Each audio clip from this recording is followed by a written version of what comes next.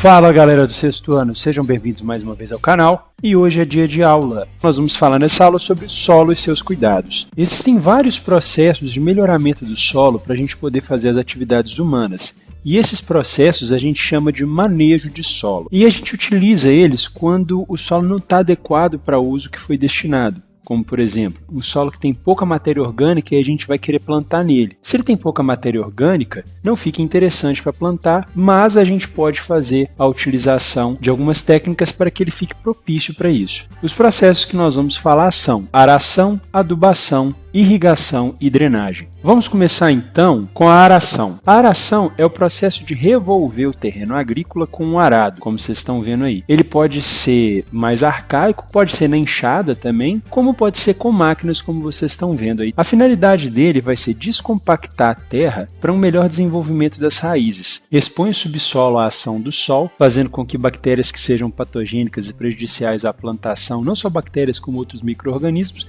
sejam mortos pela ação do sol. Também vai enterrar restos de culturas agrícolas anteriores, fazendo uma prévia adubação. E ainda vai melhorar a infiltração de água e de ar no solo, deixando ele mais propício para o plantio. A adubação, que consiste no fornecimento de adubos ou fertilizantes ao solo, eles fazem isso de modo a recuperar ou conservar a fertilidade do solo, suprindo a carência de nutrientes e proporcionando pleno desenvolvimento das culturas vegetais, fazendo então com que o solo fique mais fértil, adicionando geralmente humus. Nós temos a irrigação, que vai ser uma técnica de agricultura que vai ter por objetivo o fornecimento controlado de água para as plantas e que seja de quantidade suficiente no momento certo, para que a produção seja maior e que a sobrevivência da plantação seja certa também. Nós temos 3 tipos de irrigação básicas aqui que nós vamos ver, que vai ser a por aspersão, que é como vocês estão vendo aí. Você tem uma mangueira que vai jogar água para tudo quanto é lado. A parte boa é que ele pega uma área grande e a parte ruim é que geralmente o solo próximo de onde está o esguicho não vai ficar muito bem irrigado. Então, geralmente, você tem que fazer uma cobertura de área bem extensa. Nós temos a por canaleta, por vala, que é onde você cava canais, num terreno mais inclinado, abre a água lá em cima e deixa ela escorrer, para que assim ela possa perpassar por esses canais, por essas canaletas e chegar ao subsolo, onde as raízes vão precisar dessa água para poder absorver. É um método extremamente barato, que basta você pegar um terreno inclinado e jogar água nele,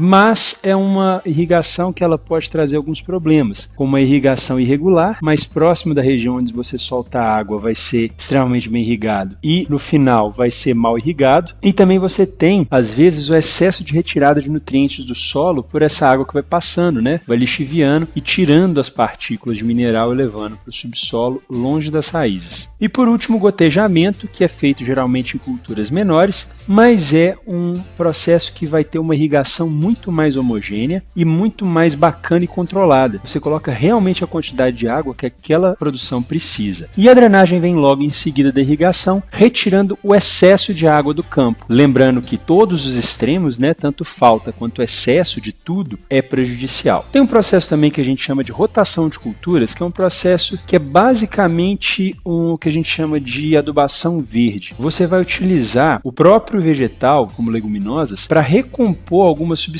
do solo, fazendo com que você não esgote o solo totalmente e tenha uma produção mais interessante e com o mínimo de uso de adubos. Essa rotação de cultura funciona como? Normalmente você tem um terreno para plantar, você divide ele em partes e aí nessas partes você vai plantar, como no caso aqui no exemplo, feijão, milho, trigo e vai deixar um lugar de descanso. Sim, é importante deixar esse lugar de descanso, que é onde o solo vai recuperar os nutrientes dele e você vai evitar o desgaste com uma certa frequência. A partir desse momento, quando você faz a colheita desses indivíduos, você troca eles de lugar.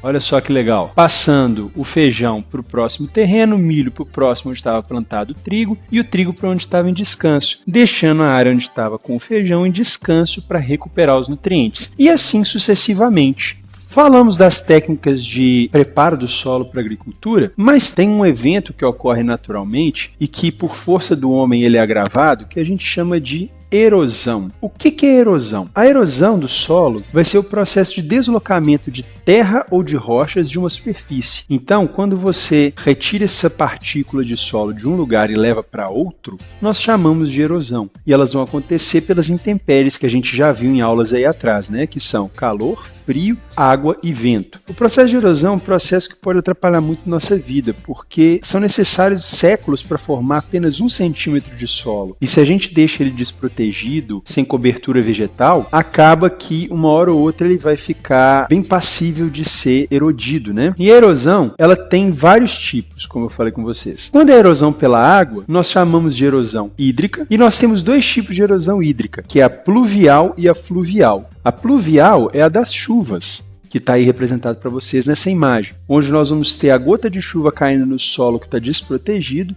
e quando ela cai, ela tem um impacto, e por mais que não seja um impacto que para a gente vai fazer diferença, para o solo faz, porque vai separar e retirar as partículas de solo, desagregar elas, misturando água ali no meio. Quanto mais encharcado vai ficando, mais soltas elas vão ficando e elas vão sendo levadas através de correntes de água para outros locais. Como efeito dessa erosão pluvial, nós temos o que a gente chama de vossoroca, que são esses canais aí, esses buracos que são escavados na terra pela chuva, que podem levar a deslizamentos maiores e levar a problemas para a gente aí bem mais sérios, né, bem mais graves. E nós temos a erosão fluvial, que é a erosão pelos rios, que acontece quando um rio vai passando, a água com o poder dela de erosão vai retirando partículas do leito e das laterais do rio e vai levando embora. Algo que, se a gente tirar a mata ciliar, que é essa mata que vocês estão vendo aí na imagem que está do lado do barranco, o solo vai ficar mais exposto e a capacidade de retirar sedimentos que a água vai ter aumenta, fazendo com que o rio fique assoreado, que é quando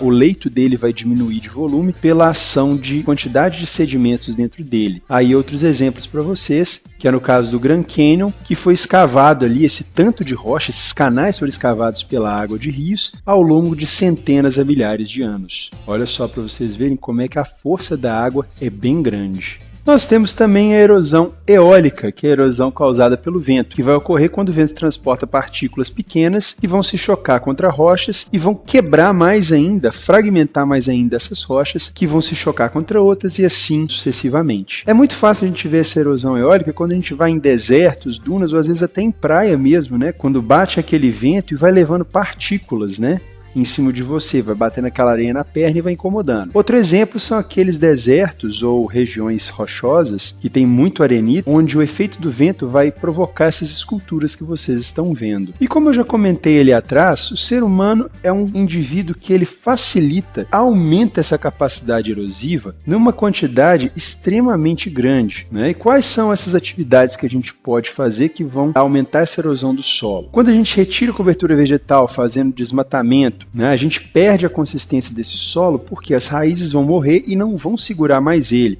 Nós temos as atividades de mineração, que elas vão retirar partículas de um lado e levar para outro normalmente, e se ela for feita de forma desordenada, né, com uma grande devastação do local de mineração, pode provocar erosão também. E pode levar a deslizamentos, que é quando você tem que uma jazida de minério vai ter o solo dela retirado de forma extremamente agressiva, né, e as partes do solo que sobraram, às vezes, elas podem deslizar e estar ali propícias para fazer essa erosão. E como que a gente evita erosão? Não só nas atividades que a gente falou, como na agricultura também. Quando a gente vai fazer agricultura, nós podemos fazê-la em curvas de nível ou em terraço. É quando a gente vai fazer degraus de produção, deixando o mínimo de inclinação possível nesses degraus, diminuindo a velocidade da água e deixando menos solo exposto para fazer esse processo. E em meios urbanos nós temos a cortina de cimento, que é quando você tem um barranco que foi cortado ali para poder passar uma estrada, como vocês estão vendo aí, e ao invés de deixar aquele solo extremamente desprovido de cobertura e facilmente degradável pelo tempo, nós colocamos uma cortina de cimento atravessando estacas de madeira, né, para fazer o papel como se fosse da raiz, o que vai segurar essa estrutura, essa terra no local, evitando deslizamentos. Então é isso, galera. Ficamos por aqui com a aula de hoje. Se achou legal, curte o vídeo.